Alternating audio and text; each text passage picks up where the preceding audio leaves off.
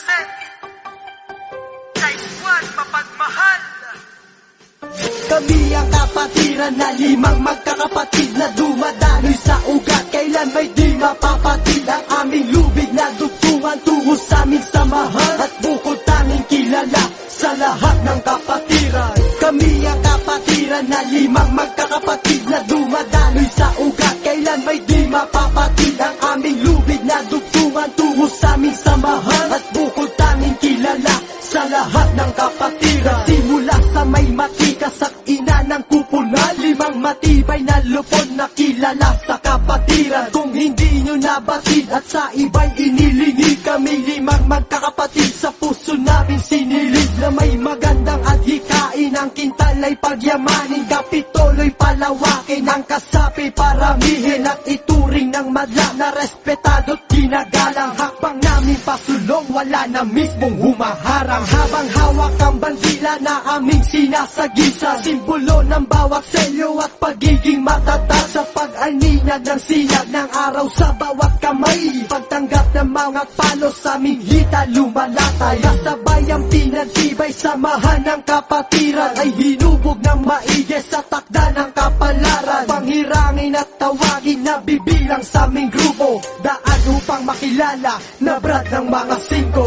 Kami ang kapatiran na limang magkakapatid na dumadaloy sa ugat. Kailan may di mapapatid ang aming lubid na dugtungan tungo sa aming samahan at bukod tanging kilala sa lahat ng kapatiran. Kami ang kapatiran na limang magkakapatid na dumadaloy sa ugat. Kailan may di mapapatid ang aming lubid na dugtungan tungo sa aming samahan at bukod tanging kilala sa lahat ng kapatiran. Kami ay kilala hindi lamang sa kagaguhan, meron din kaming talino na lingid sa karamihan. May tanungan na masukal pa sa filosofiya, kami lang nakasagor utak ng kriminolohiya at hindi ikinahiya ang pagiging magic five. Pag kami ay nabuklod, animoy voltage five, may pagkukusang sumapi sa kapatiran makatulong at hindi para isuplong ng hikayat sa aming ninong. Umusbong ang katapatan sa puso pinapairan, wala sa aming kaisipan ng pagiging kriminal.